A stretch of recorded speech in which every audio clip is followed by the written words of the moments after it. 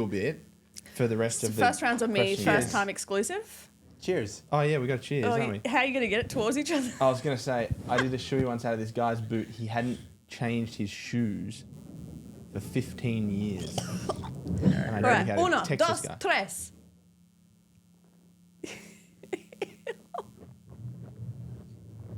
Okay. Oh, that was easy. He really. He knows what he's doing. It's not his first rodeo. It's delightful. Wow, I feel like I'm an Aussie now. Ladies and gentlemen, we are thrilled, absolutely thrilled, one could say, to welcome a jack of all trades and fellow Aussie to our podcast today, Courtney Dober. Yes. His vibrant career ranges from captivating audiences on The Bachelorette Australia, The Bachelor Winter Games, and The Fixers, to exceptional storytelling skills behind the camera, having written and produced several compelling shows for major Australian networks, while also playing a pivotal role in creating meaningful non-profit initiatives through his work with See and Save. Get ready for an insightful and engaging conversation with this extraordinary individual as we delve into his vibrant career, his recent engagement to the sweet Abigail. We'll get his insights on our modern dating world, discuss and debunk some dating myths, play a few rounds of Truth or Drink, and as always, hear and react to one of the most cringeworthy date stories the internet has to offer. Courtney, mate, thank you for being here.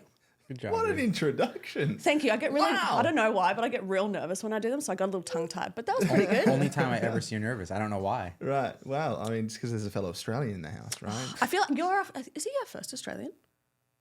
Well, you've only been a host for 10 episodes. We had a few Australians before you. Yeah, they had another host, but you go. Well, I'm my gonna get first you- Australian. Yes, Right, you're first okay. Australian. Well, I'm going to get you to introduce me to everything I ever do from now on, because that made me sound way better than I am. Thank Well, you. maybe that's just who you are. What did you choose to drink today, Courtney? What did I choose? I don't know. What did you get me? Well, you asked for a lager, and then I Joe did.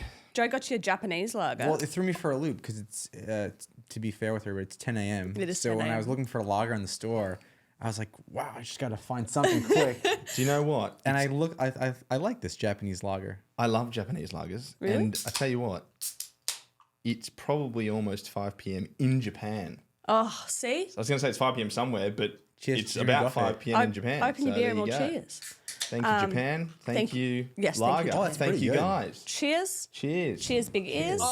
You can't reach it, but that's fine. That's all right. There you go. Oh, it's beautiful. Wow. It is really good. Oh, that is very smooth. Oh, why doesn't anyone else drink at 10 a.m.? I'm sure. Oh, the amount of times I drank at 10 a.m., specifically in Australia as well. Oh, I Yeah. found it Not so fascinating. much Americans. When I lived in New York, I had all these Aussie friends, and whenever like rugby was on, like Yeah. the sevens or something, it would be on at like 4 a.m. in New York. Did have a But beer? they would like go to sleep at 1, wake up at 4, and then just start drinking the whole day. Yeah. And I was like, It's- you guys are crazy. I like for the longest time, like when I first moved to America, people were like, you're an alcoholic. I'm like, I'm not an alcoholic. I'm just Australian. Just Australian, And it's to try to explain that to people, like even your email, you're like, I don't have a problem. I'm like, I know you don't have a problem, Courtney, because I'm Australian and I understand it. Yes. Um, yes. Maybe we all just have problems. I think And the we've the great accepted them. Australian nation definitely has some Yeah. kind of issue, but also at the same time, it's a fun issue. It's We a take great it in issue stride. to have. Great issue to have. I feel like we're all responsible to a certain 100%. level. Yes, 100%. We know our limits. See, but you know what? To that point, I feel like you do. I feel like Americans, no offense, Americans, but like they don't really know their limits when it comes to alcohol because it's such a cultural thing in Australia. I feel like once you hit a point, you're like, oh, I'm going to bed. I feel like that's a lie because didn't you guys have a whole city shut down because you drank too much? We've probably had many Yeah, that cities. makes Isn't sense, like King's actually. Cross like shut down because people drank and fought too much? Oh, but that's like the Yeah. the red light district as well of Sydney. I feel like you guys just grow and listen to rules better than Americans, where it's like, all right, you guys drink too much, let's tame it down a little bit and Yeah. not drink that late. And you guys are like, all right, that's fair. Yeah, I've found that. We also have I've found that. lockouts. Like you can't go into but what is it in Brisbane? I think it's like 1, maybe 12 Yeah, now. lockout Oh, really? laws. Yeah, where you're lockout like laws are big. once you're out of the bar after a certain part, you can't go back in. And it just prevents people from getting too I think shit you guys are faced. just reasonable. You're just like, yeah, we Yeah. fucked up. It's all right. I don't know. And If our security is very strict. As soon as you get the wobbles, you could trip on a piece of carpet and they're like, mate, out. See you later. You've had way too much. You're like, I'm driving. Here are my keys. I'm sober. You get I the just saw wobbles. you wobble. Get out. So that very strict. I Very haven't strict. heard that expression in a while. That makes me laugh. All right, so you're clearly from Australia, but where in Australia are you from, and how long have you been in the US? Born in Victoria, mean streets of Frankston, and moved to Sydney when I was 8. Dad's work took us to Sydney. Grew up on the Northern Beaches. Beautiful. I spent 25 years there before I moved to the US. And here we are. Where are the northern beaches? for Northern us? beaches, well, north of Sydney, and then you've got Manly is kind of, I Okay. suppose, a more well-known suburb of the northern beaches. Mm-hmm. I'm further north, almost as far as you can go north before you have to jump in the ocean, which is Palm Beach. Okay. I'm just probably 10 minutes back from Palm Beach, Bilgola Plateau. Yeah. You know up in how the you hills. sit there and say like, oh, like Bondi Beach is so beautiful. Like that's beautiful, but the northern beaches are Yeah. just like on crack. They're just stunning. It's kind of the closest thing I've found to the northern beaches because I searched for it. When I knew I was going to be here for a long time, I thought I need a slice of home. So I found north of Newport. What's it called? San Clemente. No, Laguna? Laguna. Yeah. I moved there. How could I forget that? Mine's gone blank. There's so much pressure. There's so many eyes on me. Yeah, Laguna Beach. So if you've been to Laguna Beach, I think Hannah's I It is. lived in Laguna Beach when I first moved here. there you go. So it's kind of like the northern beaches. Nice Yeah. coastal headlands and whatnot. Little beach community. Just a whole bunch of Kinda like that. Americans. Yeah. No, I will wholeheartedly agree. It was like I loved when I first moved here. It was like a little slice of home almost in a way. Yeah. Just having that coastal kind of living. Mm-hmm. So LA is quite vastly different. Yeah. All right, there's so many things I want to talk about, but I feel like we have to, unfortunately, touch on The Bachelorette. Just for a brief second. So You are driving the train. I'm just a passenger. how well, we can talk about The Bachelor and The Bachelor Winter Games, I suppose, in 10 because I didn't even know what The Bachelor Winter Games were. Did you? No, I mean, I heard know of it that before? all the shows have subsets. And Yeah. So mixed. how'd you get onto The Bachelorette? What was that experience like? And how did it parlay to the Winter Games? Look, And who applied you to it? Did you have to be I have to Someone- apply. No, I. Here's the story.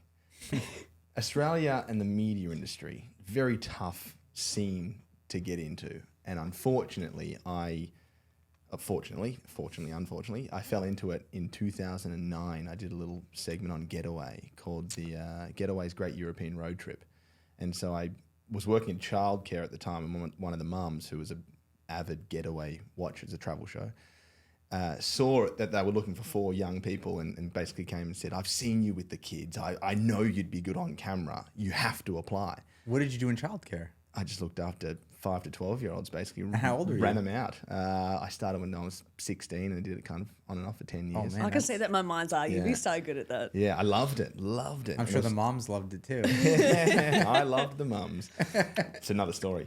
But no, so I applied for this thing just out of, her hassling me. My boss was like, just jump online, do it. Got the gig, and it was my introduction to television. I thought I was absolutely petrified of cameras and people being like, do this, and knowing I was being recorded. It scared me shitless. And so, but I had the time of my life. And after that, the director said, hey, look, this went really well. If you want to do more of this, I can hook you up with an agent. So I did, and then over about 10 years, I hosted a bunch of stuff and had a show on Disney in Australia, a kids show, and did Fashion Week and went on to host Getaway, did a travel show for ABC for a couple of seasons, and just had a really fun hosting career, but earned about $5 Yeah. over the span of 10 years, and it was tough, and so.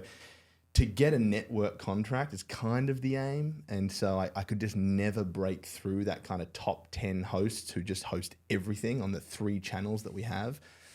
And so it got to the point where I was pretty much defeated, and I was going to go back in because I grew up in construction and then went into industrial design, childcare, whatever. But I was just going to go back to that. And then my agent at the time was like, hey, look, all the hosts these days are being cast because they were on reality TV shows. How do you feel about doing reality? And I was like, absolutely not.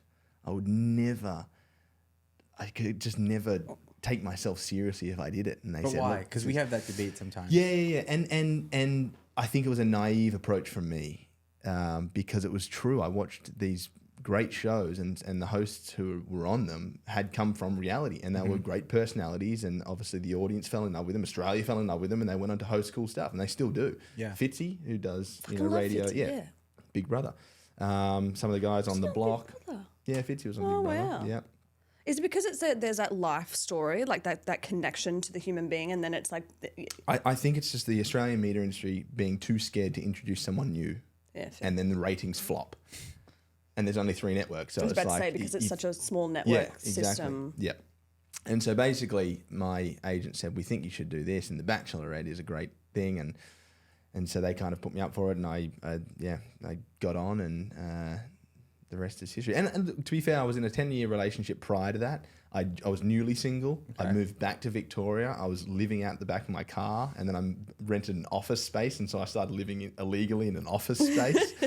And kitted it out with an illegal bathroom that was in a storeroom and whatnot. It was like so highly illegal. So I was just at this turning point in my life where I wasn't doing any media, didn't have any job, was just living in an office space illegally. And I thought, you know what? Why not? What's the worst that can happen? What's the worst that could happen? What kind of guy were you cast as? Like, were you like a sweet guy? Were you? I think so. I think I got to hometown, so there was 4 of us left at the end. And I just didn't fall in love with the girl, and there's this stigma. I said, "Wow, is it a stigma?" I don't know. I'm not good at English, but whatever that is, that people think that in that time period you absolutely can fall in love. And at my hometown, I had like a 1-hour date, and that was probably in total. I'd been there for like 2 months and a week or something, and it's probably 2 hours of actual time I got to spend with her. I can't fall in love with someone in 2 hours. So did you quit? Well, no. She just kept saying to me, "I need you to tell me you love me. I need you to tell me you love me," and I just couldn't. And I was honest the whole time. I think that's who I was. That was my character. Was like, oh, he's the honest guy. He's not saying stuff he doesn't mean. He's not going to fall into the TV. See, that's trap. the most fascinating part of specifically The Bachelor, The Bachelorette is like, well, I don't know, we were talking to Taylor about it, Monty. It's just like a lot of people are on there just to win. And then I was like, well, you know, it's hard because you can't have 30 people that fall in love with one person. Yeah, Like, it just doesn't work. Yeah. And the fact that you're kind of vouching for that or reiterating that kind of makes sense to me. So I was always of the mindset that there was absolutely no way that you could fall in love with somebody on that situation. Kind of to your point of like, you spend how many hours with them out of a months long span. Yeah. But you're telling me that it's possible. And did you see that? I don't think it's possible. Not for Okay, me. no. I'm someone who definitely needs more time. And I think I needed. I know now what I need, which because I'm in love. 'Cause you got it. I'm fiance. Yeah, exactly. I got it now. But for me, I just needed like a best mate first. Someone who I knew I could just, ride or die, just be with, the only person on the planet. If the 2 of us left, fantastic. We can be girlfriend, boyfriend, we can be best mates. We know we can survive. It's like, and through that experience, it was like, I think the only people who could really capitalize on that is people who are like love at first sight. Yeah. People who were like, oh no, physically attracted. We had one conversation and I know I could fall in love with that person. And they are the people who ride that train and just say all the right things and make it right to the end, and then get in the real world and go, oh wait, Well, hold on a second. yeah, no, it's not actually what I thought it was. And Well, it's like it's infatuation almost in a way, isn't it? yeah. Like lust and infatuation rather than any like real sense of love. Because as you said, it's like, and also how are you supposed to know if you're going to be best mates with somebody in 2.5 No, hours? exactly. Yeah. Like, no. Yeah, that ride or die comment. I love that. Obviously, being Australian, she's anti-gun and I'm not pro-gun. But when we started dating, I think we were watching I'm from Staten Island, so we were watching like a mob movie, and I looked at her and I was like, "If I gave you a gun, what would you do with it?" And she was like, "I'd hide it." I was like, "Shit." I dismantle it and hide it I and was throw like, the "Damn, that different was a pieces quick everywhere. response, and you just like ride or die. I was like, "That's it, you're my girl." And that's when he knew that he loved me. Yeah, there you That go. was the moment. Takes one moment. One moment, that's all it takes. No, that's the thing though. I think for some people it does take a moment, and that moment can present itself pretty early on. But for me it wasn't. And so I was never going to say anything I didn't mean, never going to play the games, fall into the traps. It was like, no, I don't want to, I don't want to fool you. I don't want to say all these things and then you genuinely go, oh wow, shit, he really likes me and I really like him. Let's go. And then we get into the real world and I'm like, dude, I was kidding. It's TV. It's fucking television. Like, are we right with it? And then you break someone's heart. Like, I could never live with myself. But clearly that resonated with the woman that was on the show and obviously the general greater public, because it's like you casted this honest guy because you were like, I'm not going to blow smoke up your ass. Yeah. It's going to be truth or not. And you still got to number 4, which I think is pretty bloody impressive. Yeah, I mean, I got crucified on one of the episodes because I won this date challenge. right? And it's like, oh, Courtney, you know, you get to spend extra time with the Bachelorette. And I was like, cool. I said, or you could, you know, give the time to someone else. And I was like, I'll give the time to someone else. No. Now, I chose that option because I knew that her and I, early on, had like maxed out our connection, right? And I'm like, okay, I know where we are. I know you're a cool chick. I know we've got this thing going on, and I kind of know that we're going to ride this out for quite a long period of time. But there was guys on our season who were genuinely devastated, emotional dudes who were like, I've never even had a conversation with her. I've never even spent 5 minutes. She knows nothing about me. And, you know, I've given up this, and I gave up my job at home, and they just gave up so much they just gave everything to be on this show, to be on this experience. And they didn't even get 5 minutes with her. Because I think, you know, you go in there with, and there's 25, 30, I can't even remember how many there are, but she's very selective about who she has conversations with. And I just had so much conversation in certain circumstances. And so I remember there was one guy who was just such a lovely dude, and we got along so well because you spend 24/7 with these guys. Yeah. You know, no technology, there's no phones, there's no nothing. It's just genuine bro time, which is great. Is it more positive or the best negative? thing about it, for sure?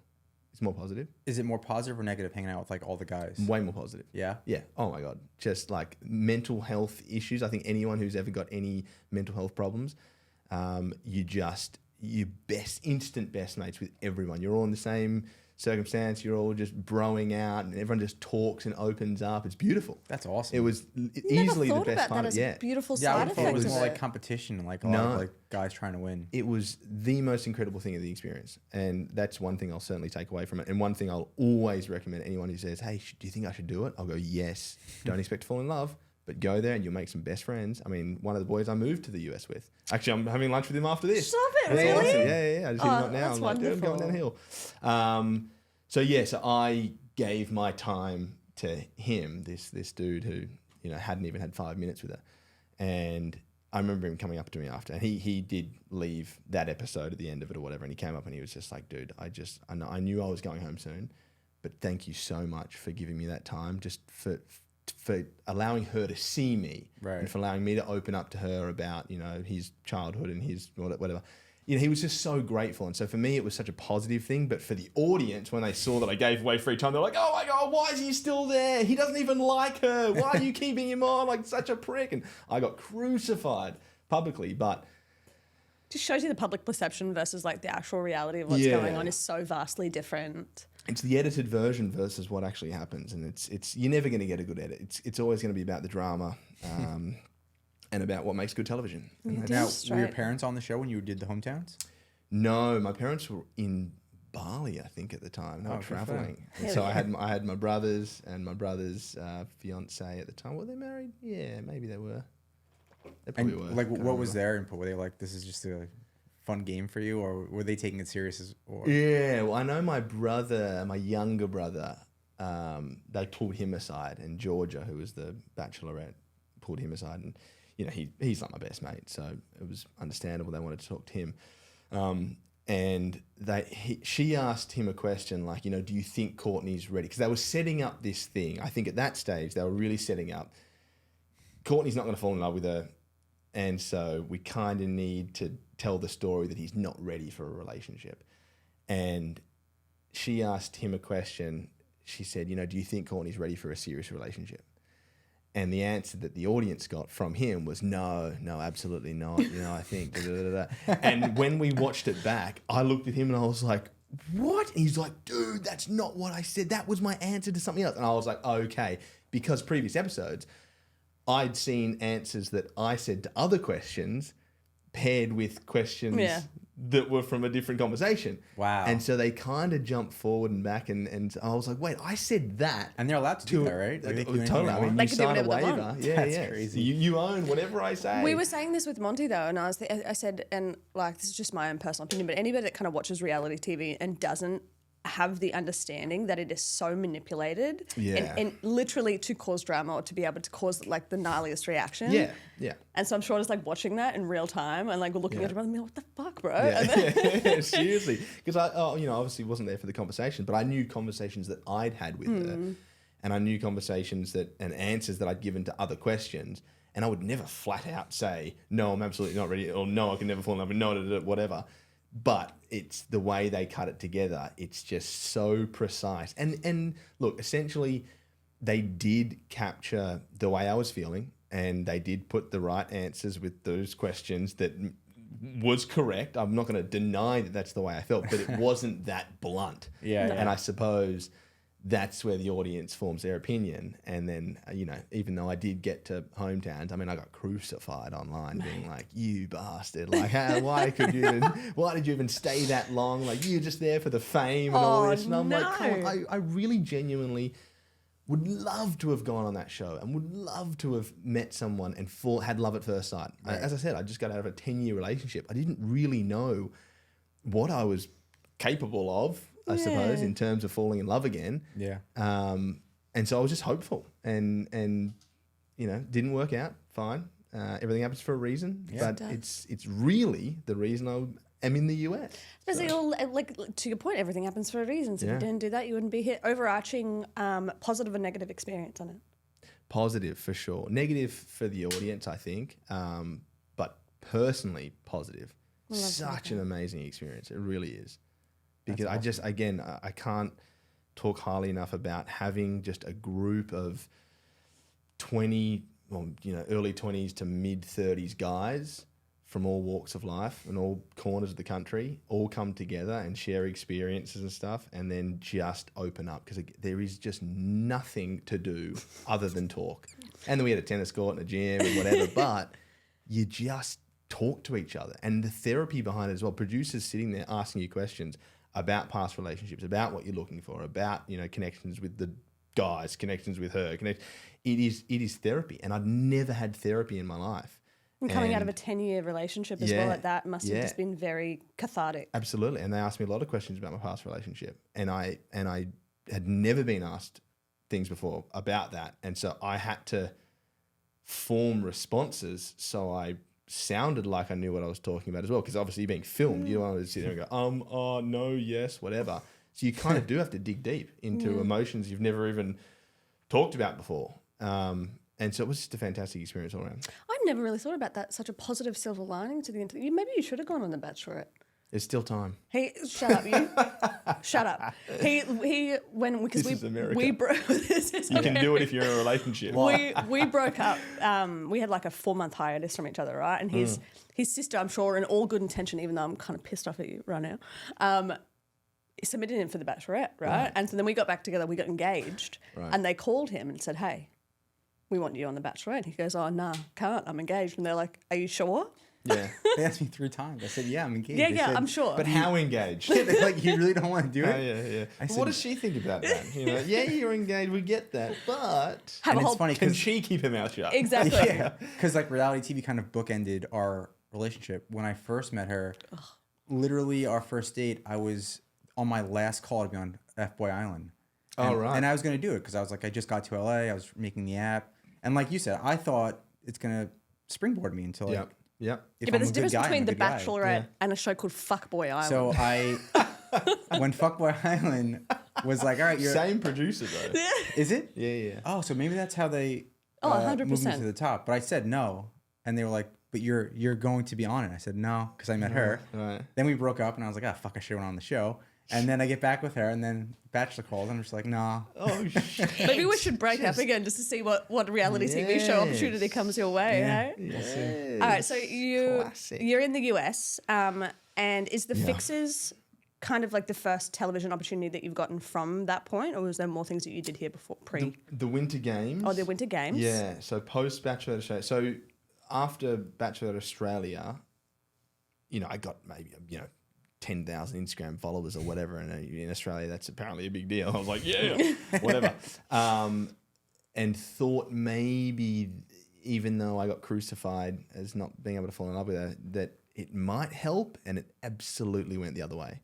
It's not like the US where you've got A-list celebrities and reality stars, like almost straight under them. Like reality stars in Australia, unless you win or like win the block or Bachelor or Big Brother or whatever, unless you win, or you come second and have like this emotional roller coaster ride that everyone falls in love with, you just get thrown to the curb and no one else wants to touch you because you're property or talent from a network that is a competitor to the other two networks that are trying to compete with ratings. So I just got, bottom line for everything. The other shows I did, seasonally, they were like, no, we're going to go a different direction this year because you were kind of on that and you were sort of aligned with that network now. And I'm like, Duck. So I didn't get a job for a year.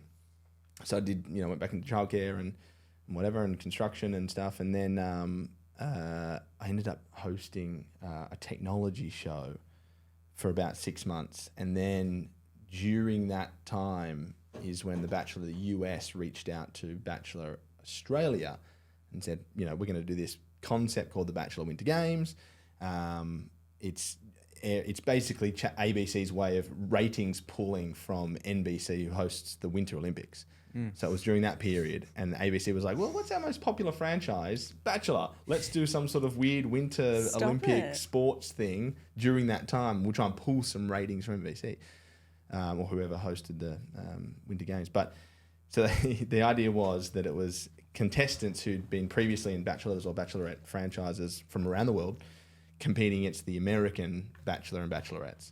And so there was like 2 people from so many different countries. And so how many are there? They're in like 27 different countries. Really? Yeah. Holy so we had shit. Didn't realize it was so widespreading. Yeah, it was China, Japan, Sweden, Switzerland, Australia, and just 2 New people Zealand. from each country. Yeah. So who were you with from Australia? So I was with a girl called Tiffany who was on season before me, I believe. She was kind of a little controversial, but yeah, they rang the network and basically said, hey, who would you submit to this? And they said, oh, Courtney. So I'm very grateful that the network was like, we think he'd be great for that. And so I came over and they tried to get me this business visa, and the lawyers, the last minute, said, no, he can't because he's done other media in Australia and he's hosted shows. So he needs an entertainment visa. Yeah. And they basically came back and said, look, we don't think this is going to happen because it usually takes, a couple of months to get this O1. Yeah. And then I thought, okay. And they said, we're going to try and fast track it, whatever, because we really want you on. And it all worked out. And they literally, I remember looking for the next adventure and thinking it wasn't going to happen. And so I flew to Queensland from Sydney. That's where I'm from. And bought a camper van. Oh, I don't know. And I thought, you know what? I'm done with it. I'm going to renovate this camper van. I'm going to travel Australia. And I was driving this van home from Queensland, and the producer from the US called and said, yep, you've been approved. Can you get on a plane tomorrow? And I'm like, like hammering down the highway in this 1982 Toyota Hiace that was like barely drivable. And I said, yeah, no worries. And I got home at about midnight, packed my bag. My parents were already asleep. And I just set my alarm and I woke my parents up and said, hey, can you take me to the airport? I'm off to the US. And so mum was like, yep, drove me to the airport. Good parents. Dropped me off. Yeah. Good parents. And then I jumped on the plane and came out. So the Winter Games was again, it was a fantastic experience. It was funny seeing the Americans and how they sort of attacked the franchise. It was entertaining in itself just to watch that. Oh, I'm sure. And they totally go deep, and they just put on they're all actors. No, I can't say that. But they are. They absolutely are. I feel like I know exactly what you're talking about. I feel like it's just because the reality TV world here in America is so much more heightened than anywhere else from what I've seen, right? Yeah. Would you agree? We always have producers and casting people on, and they're like, it's the same thing as a movie. Like, it's, It's like really serious. Yeah. They it's reality, but it's not. Yeah. Scripted. A lot of them are actors, though. A lot of them are trying to be like legitimate actors, and they're using all of that, like that skill set and that. Yeah. So that must have been really fascinating. It was How'd you go on that? Did you win? Good. No, I met a girl on there, and we did win, but we didn't win. They said it was staged from the beginning. There was a girl, Ashley Iaconetti, who'd been in a bunch of, I think she'd done like 5 seasons before or something, Paradise and other whatever. And she came on and she was kind of the A-list ex-contestant. Ben Higgins was another one on there. Dean Unglert was on there. Those guys are all Bachelor alum who are like, the top upper echelon of Bachelor contestants. They were the draw cards to the show, really. They were the Brad Pitts and the DiCaprios of the season. So we knew one of them was going to win. Ben checked out because he just didn't meet anyone. Dean met someone, made it to the end. I met a girl from New Zealand who we're still friends with today. You know, we had a great friendship. I love that. Yeah, we were together for a couple of years, I think, after that. And then we parted ways. She actually went back to New Zealand and became the Bachelorette in New Zealand. Oh, wow. And I stayed here. So that's kind of what divided us. But yeah, she was here a week or so ago and we caught up and still great friends, which is fantastic. Overall, yeah, fantastic experience again, and just watching the Americans and how they attacked the reality TV style. You know what Bachelor and Bachelorette watch parties are here, right? Yeah, massive. I mean, the franchise it's is like huge. the Super Bowl. Huge. Yeah, Ridiculous. Every premiere, it's like Super Bowl Sunday. Yeah, people lose their fucking minds over it. I mean, truth be told, no offense to you, but I've never been a big fan of it because it's like the premise of the show itself is just grosses me out a little bit. Yeah. But it is really fascinating to see the culture of the Bachelor and Bachelorette. Yeah, it's fascinating. Yeah. It's just, it blew me away how big it was. And I mean, everyone who was on there who I met was amazing. I mean, Ashley, who won, you know, she was away the week after it and I had to stay for an extra week, and she's like, hey, I know we didn't really spend much time together, but you know, we just did this thing together, but take my unit, it's in West Hollywood and here's the keys to my car, here's the spare key there. And I'm like, really? I was going to book a hotel with the 10 cents I've got in my account, but I'll take it. So I mean, yeah, everyone really looks out for each other, and we're still friends. Dean, who was on the Winter Games, who I met, his wedding just in Colorado a couple of weeks ago, so we went to that. Nice. He got married to a girl, Kaylin, who we met on Bachelor in Paradise. So they got married just a couple of weeks ago. Did you know that Corinne was on The Bachelor from Second Chances? She was. Yeah. No, I didn't see her on Second Chances, but yeah, she's kind of like famous, infamous, whatever you want to say, for Bachelor here. Yeah. It made me so excited when he told me that there was an Aussie on Second Chances, because it's like, I mean, there's so many Americans. Obviously, clearly we're in America, but when he was like, there was Australian. Actually, speaking of, we asked Monty this question, but he was one of the daters, and you were one of the hosts, which I think is really fascinating. Yeah. We don't want to give away too much because it hasn't come out yet. Yeah. But what was your experience like on that? Considering the fact that you have such a history in hosting as well. It was good, you know. It was probably my only hosting gig in probably the last couple of years, because I've been doing The Fixers, which is more reality. They just follow us, they document us building stuff in third world countries, but which in of itself is fucking incredible. It's such an amazing gig. So grateful for that. But in terms of hosting, it was different. I stepped into this studio environment and you know, 3 cameras there and a group of producers and directors and stuff, and I'm like, holy shit, I'm at a news desk. I'm like, wow, it's been a while. I had to dust off the cobwebs. Back in the saddle though. Yeah, it was good fun, and it's such a great concept of a show. You know, it's about giving people a second chance who have failed in dating previously. And my job was really bloody easy. It was just to take the piss. and I apologize, just quickly, here's this thing on. I apologize to everyone I took the piss off. I didn't mean it. But I mean, seriously, it was, our role was to watch the date unfold and then comment on things that they said. And it's easy to pick someone apart. That's the stuff that makes TV interesting. Stuff we do at home on our couch anyway. Yes, exactly. So I think it was to have like literally your inner monologue out on the screen, I think is really fascinating. Yeah. And I've seen snippets and it looks great. Yeah. But Michael and I are talking about doing a live show throughout the country. Cool. So get ready. It'll be wherever you are. Elevated to the next level. I think it's going to be really fun, really some interesting. Tickets, and I think the concept we're coming up with is kind of having 2 people on a date, like in a little booth. Yeah. But then a live audience with play-by-play people just on the intercom digging through them. I feel like there are so many of these live speed dating kind of experiences out there. So, but to have this live commentary alongside of it, I think it would just be so fascinating. Because it's all in good nature, even though like you are taking the piss out of people. Yeah. Sometimes they deserve to have the piss taken out of them, A. And then B, it's in good nature. Like I said, it's just inner monologue like that we all have. It'll really be like sports when it's live, because you know, athletes can't hear what the commentators are saying during the game. So these 2 daters are just going to have their date. They're not going to know what someone like Courtney's saying, and then the audience is just going to hear Yeah. Ah, shit. Why'd you do that? Trust my husband to come up with a crossover between sports and dating. Like, oh my God. It's all commentary, right? He's obsessed. I want to touch a little bit on the fixes as well, because we were talking before the podcast started, and what you just said then about. Can you just explain like the premise of it? Sure. So I auditioned for that. The requirements were basically, have you worked with kids? Have you travelled? Have you got construction experience? And do you have a degree of any sort in anything design-wise? And I was like, wow. The role was unbelievable. Yeah. It was just...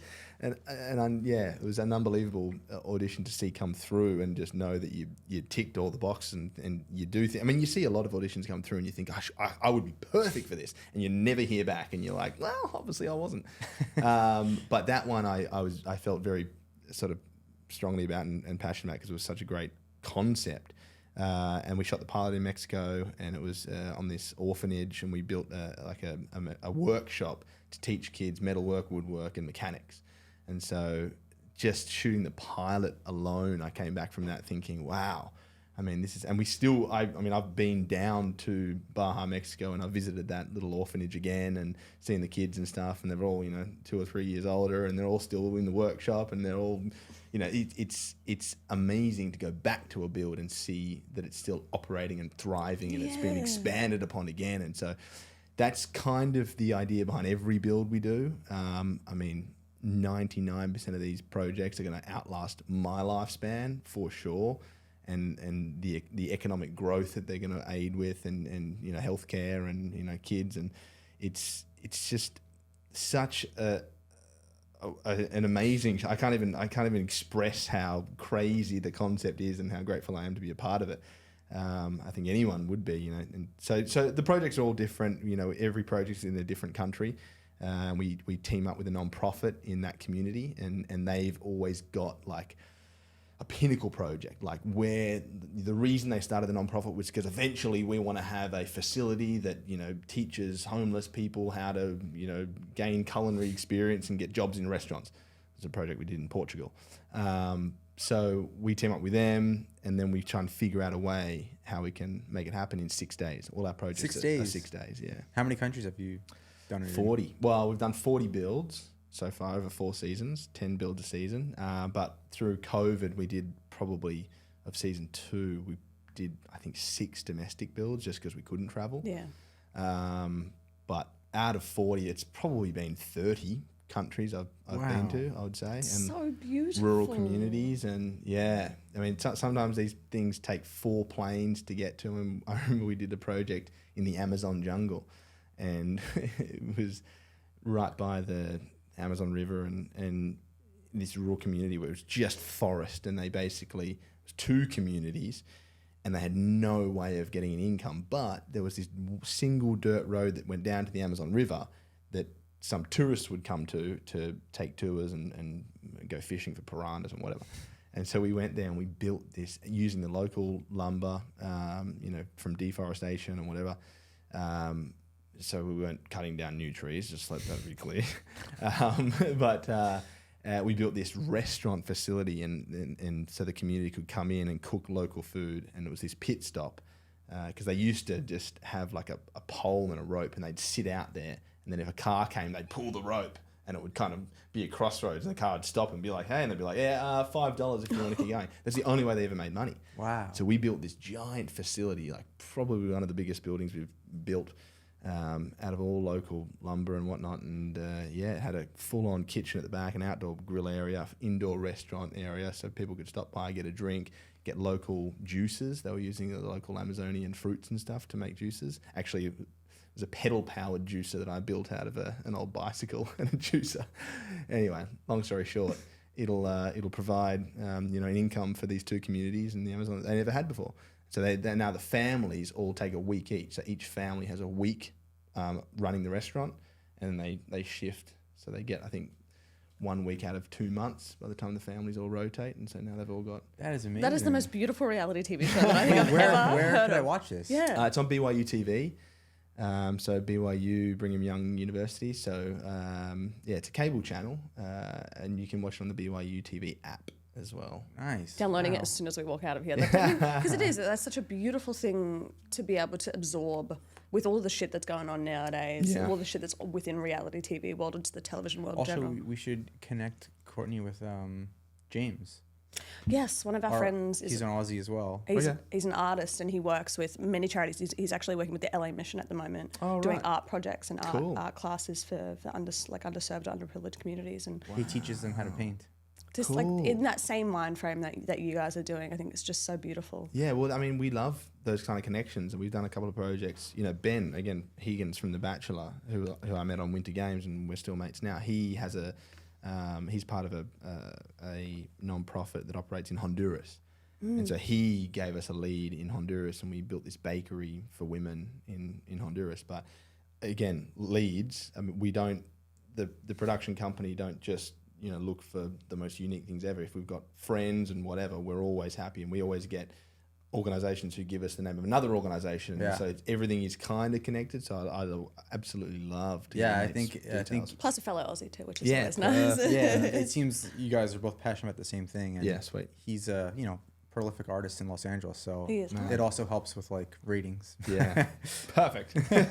Which we need. I mean, I'd love it. You know, no offense to BYU TV.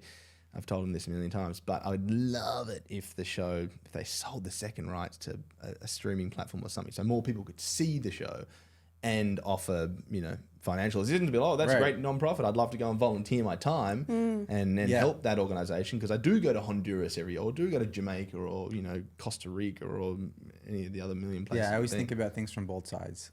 Is it serving its purpose, which it is, like introducing you to James, but will it help make money and get ratings? Yeah. There you go. Two-pronged approach. You brought up a good point. It needs both. That was stunning. Like I said, I'm definitely going to download the app, or at least buy cable so I can watch it. Let's dive into some dating, because I feel like obviously we're a dating app, dating podcast. It's always very interesting to hear people's just like different perspectives, and also like a foreigner coming to a different country. So you are engaged to an American. Yep. I understand that. Yeah. Very deeply. Yeah. Where'd you guys meet? And where's she from? We met on a dating app. Yes. There you go. Let's dig into Which one? Let's talk into that. Raya. Ah. Yeah. Wait, so we're you both met on Raya and got engaged. You might be. This is amazing. I've never met. I met a lot of people who use Raya. I've never met somebody who's got on a date, married. let alone got married. Wow. There you go. So at the time, I suppose had the same approach towards reality TV as I did to dating apps. Okay. So I was like, I'm never going to do it. I'm never going on it. I'm never going to be part of it. I don't want it on my name. But of course, you know, I did do reality TV and I did do dating apps. So just not a man of your word, are you? All around. Yeah, exactly. I'm absolutely can't hold up my own. So COVID hit, and I was actually looking after a friend's house in Malibu at the time, and I'd gone from Laguna to Malibu because they said, we're moving home. They're Australian. They moving home to Australia on a whim, said, hey, we're going to leave the dogs here. Can you look after the house and the dogs until we figure out how to get them back? And I was like, sure. In Malibu. That sounds like a nice friends, mate. Mansion, 5 minutes from the ocean, and surf every day. It was amazing.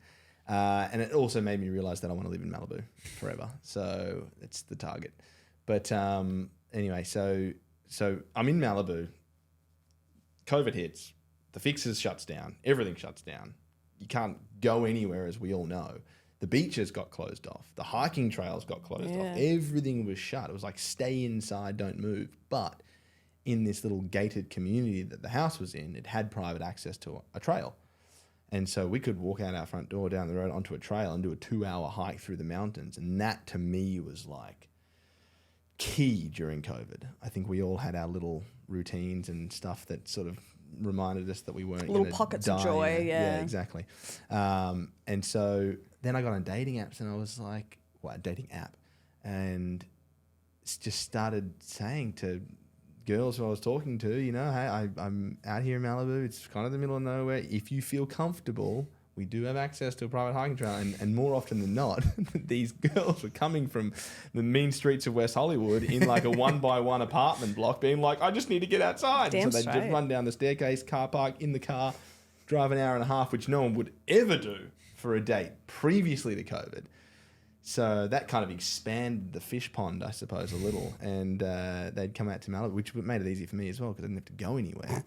Because the invitation was always far more attractive than, hey, come to my 1-by-1 apartment and we can just stand in a cupboard together. And so so it was a great tool to use, I have to say, the hiking thing. So that was the routine. We'd sort of have say hi and then go for a 2-hour walk, and you'd find out very quickly how compatible you were with someone on a 2-hour walk. And I love outdoors, I love adventure, and I think anyone who complained in the first 5 minutes, I was like, shit. I've got an hour and 55 minutes left. An hour and 55 minutes of listening to this torture, this complaint. So, so that's how we met. We met on Raya dating app. So I have a million questions. Pandemic relationship, just like us. So too. we met on Hinge. Ooh, nice. During the pandemic. Yeah. How long did you guys talk on Raya before you asked her to go on a hike? It was probably a couple of months, okay. But only 2 or 3 questions. So the thing is, I said to her, hey, how are you? Whatever, do you want to come over for a wine? She did a response. I can't remember. We've screenshotted them now. I actually re-got a membership the other day just to screenshot our old messages, and then if you don't mind, if you could share those with us, print them, print them out. After the show. Yeah, for sure. But then she just ghosted me, and about 2 months went by, and then I just got a random text from her saying, "Is that wine still on offer?" And I think she said that she was kind of her sister-in-law. Well, it's a cousin, sister, whatever. Was actually got her on the app and was like, you need to meet people on this Raya app. And she was working in film marketing, so she qualified.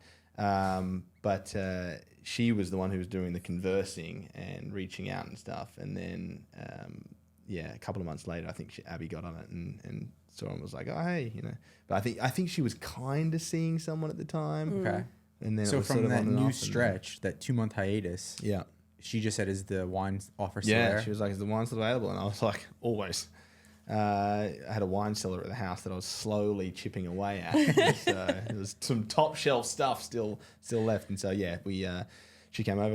We had a hike, had lunch, and had wine, which turned into dinner, which turned into staying the night, which never happened. And I just remember when she walked down the driveway, I remember seeing her, and we spoke about this kind of love at first sight thing. And admittedly, I didn't fall in love at first sight, but I remember seeing her and just instantly getting this burst of energy, this little adrenaline rush, like, oh, she's bubbly and energetic and beautiful, and I'm like, oh shit, I got to be on my A game here, and then the lap around the mountains for 2 hours. I mean, I still say to this day, it was the best first date I've ever had. I say that about him. Do you? There you go. Literally. That's why I was like, that's why we married them. That's exactly right. I was like, it's the best first date I've ever had. Yeah.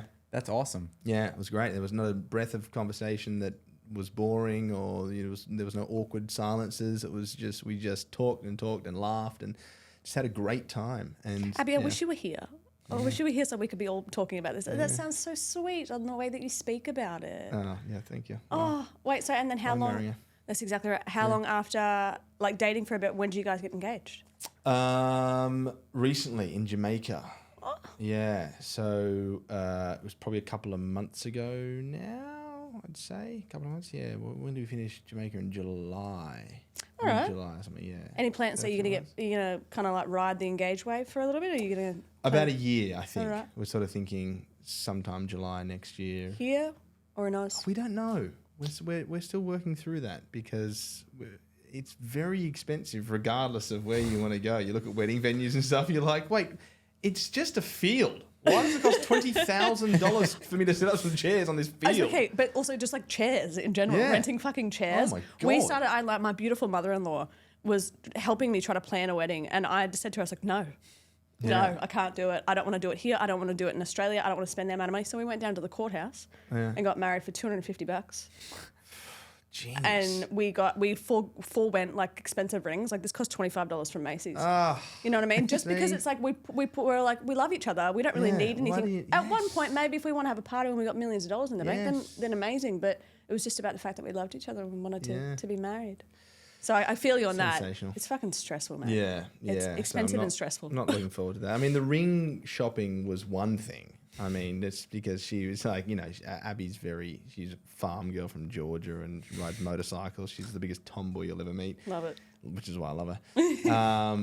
But I mean, she was like, I remember saying to me, because I said, well, maybe I'll get you, because she got green eyes. I was like, maybe I'll get you like a green stone. And she was like, bitch, what? And I was like, oh God, she's like, yeah. She's like, I'm from the South. I need a diamond. I'm like, does she have an accent? yeah. Yeah. And so, that's so endearing. yeah. But I mean, we joke about it now, but yeah, I did have to go and do that thing, which. Oh, that's important for a lot of women, regardless of whether you're a tomboy or not. Like, he got me a really beautiful ring. It's very me. Yeah. But I also didn't want one of those big fuck off diamonds either. Yeah. Because I'd be scared wearing it around. Yeah. Truth be told. Absolutely. But like I'd whack it against something and then lose it. I feel so bad. Absolutely. I'm just thinking about the crossover of your children's accent because I always think about ours with like my super Australian accent. Yeah. And he's like, you don't have a very strong New York accent at all, except when you get a little bit drunk or he's like a little bit like hyped up. Yeah. So the Georgia and Australian accent's going to be real fun crossover. She's already got it though. What, the Aussie accent? Well, the Take that one. crossover. Oh, why? Oh, we'll share that one. No, I still got plenty left in Sharing mine. is caring. Nah, take it. Take it. It's all yours. It'd be rude not to. What do you mean the You crossover? get more out of me if you lube me up. That's a little. exactly. We know what we're doing. Yeah, I'm not driving home. I'm sleeping on that couch. It's not even midday. Well, actually, no. Perfect. Power nap. Considering the fact that you did use dating apps, I think this is something I really like to ask people. Yeah. If you could create one dating app feature that doesn't already exist on the market, Yeah. what would you create it and why? That doesn't already exist on the market. Oh wow. Or that I feel like you're everything. aware of. You know what I mean? Well, I suppose it would be very personalised for me Just okay. because I'm just a very physical person in terms of like I need my partner to be able to do physical things. Oh, what about this? And this is actually really the moment I fell in love with Abby was I'd bought a piece of land up in the mountains and I had a Volkswagen bus. And that was kind of where I parked all my stuff when I had to go back to Australia because my visa expired. So I parked it all in the woods. Anyway, so when I moved up to the mountains and I was going to build a house in the woods. She was living in North Hollywood. And I remember when I came back, I was like, well, do you want to come up and stay in the woods? And let's test how well you sleep in the back of a van. I mean, it was just flawless. I mean, she loved it. And, you know, the coffee would kick in. She's like, oh, got to go dig a hole. And she'd have no problems just going to find a tree, digging a hole and just using some decompostable wipes to take care of that situation. So, to get back to your question, camping. You have a camping feature on the app. camping app. But like that's the whole app is like you pair with someone and then you both go camping because I learnt the most about Abby during that period. We'd wake up in the morning. It was just, you'd be surrounded by nature and you could certainly see some women, especially the women you meet in West Hollywood and Los Angeles, where they're being like, oh my God, there's mosquitoes. We'll call it campfire. Yes, campfire. I love it. But I think camping, just camping, sleeping in the back of a van. I think just that whole experience in the middle of the woods with no one else around, no restaurants, cafes, nothing close by. Fend for yourself. Maybe we'll make that the season 2 of Second Listen, Chance. I wholeheartedly agree, but then also at the same time, think that it could probably be used for nefarious actions, considering the fact that like, true, your intention. Courtney wants. Of course, that's what I'm saying. Your intention is beautiful, and I love it, and I think it's great. Because in all honesty, it's like when people are roughing it together, that's truly when you feel. But then I feel like a lot of serial killers would really take advantage. Yeah, half the date would never come home. Exactly, that's what I'm saying. You're right. You're right. All right, I want to play a little bit of a new segment called Truth or Drink because I think it's funny. We're going to do Australian edition this time because we're both Australian. I want to test your Australian facts and I want to ask some Australian things. All right. Do it. What day is Australia Day? What date? Right, before you answer, let me just call her out. She did not know until 2 days ago. I didn't know until 2 days ago. I mean, I think it's Feb 25. January 25. January 26th. 26? So drink. You must drink.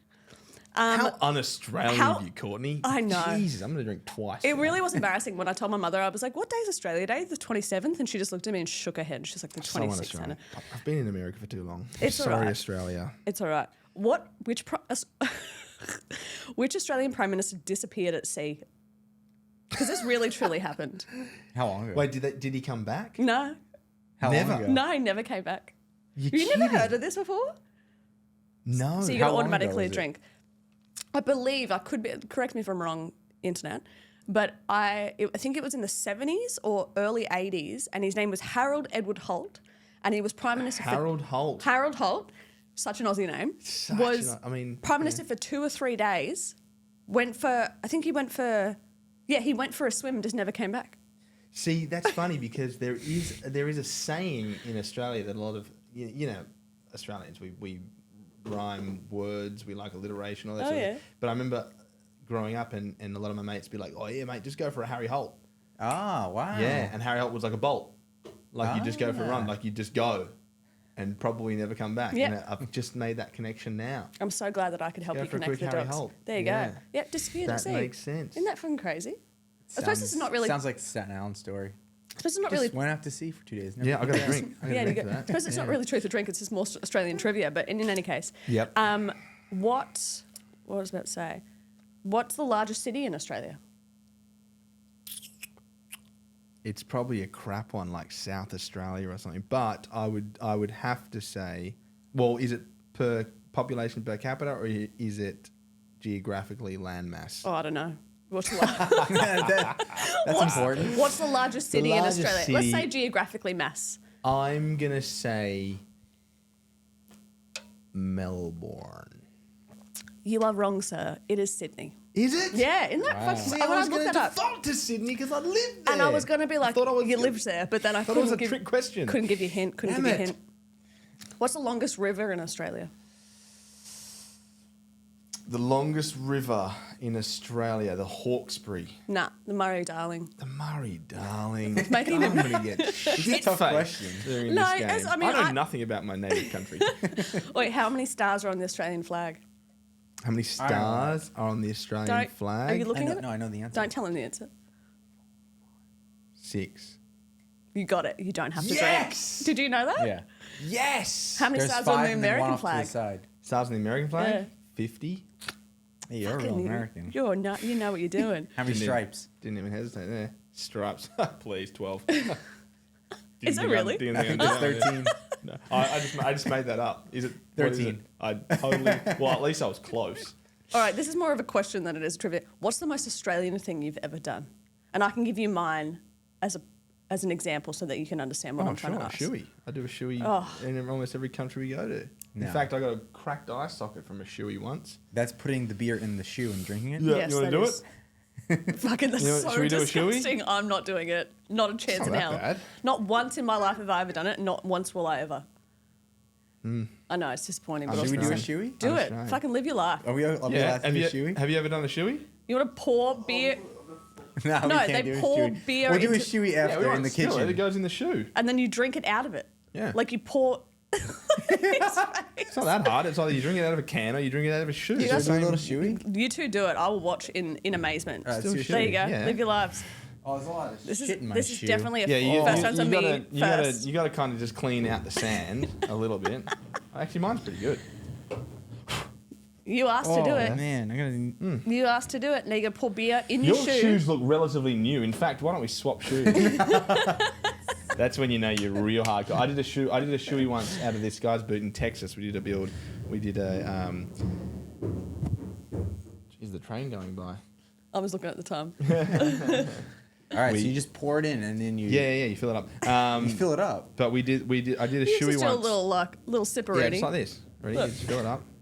and then you chug it out Fill of it there. up. Fill it up. Fill it up, nice and good. You're getting. Did you do the whole beer or what? I'm not doing the whole beer. You're You a generally got to do the whole. You gotta do the whole You're a lunatic. I'm gonna leave a little bit for the rest of the First round's on me. questions. First time exclusive. Cheers. Oh yeah, we got cheers, Oh, haven't we? how are you going to get it towards each other? I was gonna say I did a shoey once out of this guy's boot. He hadn't changed his shoes for 15 years. And I Right. dedicated to Uno, Texas dos, guy. tres.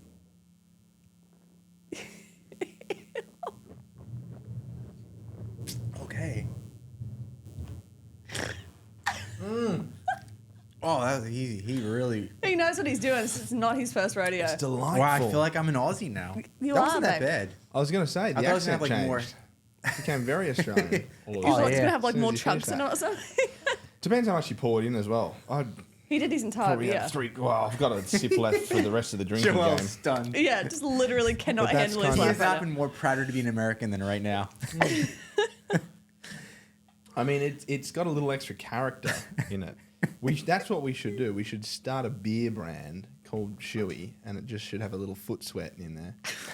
A little bit of inner soul flavour. Inner soul. That's what we could call it. It should be called Inner Soul. And then all you got to do is fill it with water, rinse it out, Fucking Jesus. stuff some paper towel in there overnight. That and then good was- to Thank go. you for that experience. That was You're so welcome. unexpected. Congratulations, you've done your first shoey. Yeah. I'm so glad to be Kind part of my of first shoey. the loss of your Next time I have to do the. You truly whole are beer. Australian. All right. Well, there were so Wow. many other segments I wanted to do, but we don't have enough time. So We'll we're- speed through them like speed dating. we're gonna do rapid fire, which is basically like a speed round at the end. Okay, Short, quick answers. got it. You ready? Yep. One thing on your bucket list. One thing on my bucket list. Yeah. Antarctica. Love it. What's your love language? My love language is building shit. So acts of service. I don't even know what love languages is. So acts I'm of gonna service, say sure. ideal first date location. The woods. In Creepy. the least creepiest way. Creepy. I was going to say the back of my van, thought that was creepy, but went with the woods and it's not much better. What's one thing you cannot leave the house without? A coffee. Yep. Best date night idea. Bar going into the woods. Best date night idea. Red wine, fire, no phones, Love that. I think. Yeah. What's your favourite thing about your partner? Oh, geez, where do we start? Wow, I don't know which one to go with. Physical, I love her eyes. I love the fact that she is, or we are each other's biggest support crew. I think that is so important. And I love that she's my biggest fan and support crew. Not saying like fan as in like, oh, you're a celebrity, I'm your fan. But just like encourages, helps, just will do everything to make sure that I can do whatever I want. Like right now, you know, unemployed. She's like, I'm the breadwinner. I'll take all, she's paying all the bills, doing all the things. She's like, you just find your way, do whatever you need to do to be happy. It's so awesome. Whatever beautiful. career path you want to take, if you want to become a doctor or whatever, go back to college, I'll take care. But that's love. That's true love. We talk about it all the time. It's like we are each other's biggest supporter. And I think Yes. it's the most important thing 100%. in a relationship. Friggin' love that. Best piece of advice you've ever received. Oh gosh, best hard. piece of advice. Yeah, I was going to say this. Just, What's the first thing that comes to your mind? I think the first thing that comes to my mind is treat others like you'd like to be treated. I think that's I love pretty that. crucial. I absolutely love that. All right, two more things. Favorite comfort food? Comfort food. Yeah. What's your favorite thing to eat? See, I went straight to alcohol. True blue Australian. Comfort food. Meat pie? I like steak. Yeah. Oh, Steak pie? God, I miss meat pie. Fucking me too, mate. I'm Steak pescatarian and I still miss meat pies. Yeah, chocolate. I mean, chocolate is a. Chocolate. I thought a I'm meat pie was a pizza with meat on it. Because they call them So pies. in Classic London, American. in London, I was with a Americans. friend, and he's like, let's You get idiot. some, he's like, let's get some meat pies. I was like, yeah, it's great. Yeah. The order came, and I was like, oh, it's like, is this the app? And he's like, what do you mean? And he's like, no, this is the meat pie. I said, oh, I thought it was pizza. He's like, nah. I do find it weird how you guys call it a pie. It's In ridiculous. New York. New York. And last one, Mm. if you had a superpower, what would it be? I'd love to fly. It's pretty generic, but I It's agree pretty, with it you. is pretty generic, but now dealing with traffic in Los Angeles and it taking me almost 3 hours to get here this morning, if I could fly, would have been here in 20 minutes. That is a very fucking fair point. Cordy, today's conversation has been so wonderful. So hilarious. Also, thank you for giving my husband his first inaugural shoey. Yeah. I haven't you're on even the introduced team. you to that. That's exactly right. Nice. Please let the people know where they can find you. AKA Instagram. Right here. I'm here. What's the address? You guys, you know Dr. the Self address? Tapes. I'm right. I'm here. on the I'm fixes? here for the night because I can't drive. You know? My Instagram, I suppose, it's the same handle for all my social media, which is just @CourtneyDober. Gotcha. And The Fixes on BYU TV app. You can watch that on any We'll platform. put a link in the show notes. We will Joey. indeed. Link And in the then show notes. I know First Dates is coming out. Oh, sorry, first dates. Second Chances, I should First say. Dates. First Dates. That's That's a good show. It's not bad. change it. fun. Well, Yeah, Second Chance is coming out soon. And that's about it. Or just call me directly, 323. I'm sure Abigail loves when you give out your phone number. Exactly. All right, well, that is a wrap for today. Remember to tap that subscribe button and stay connected with everything First Round Zone and me across all our social platforms. Also, take a moment to check out my bi-weekly blogs. And until we meet again, here's to some exciting dating adventures and happy dating.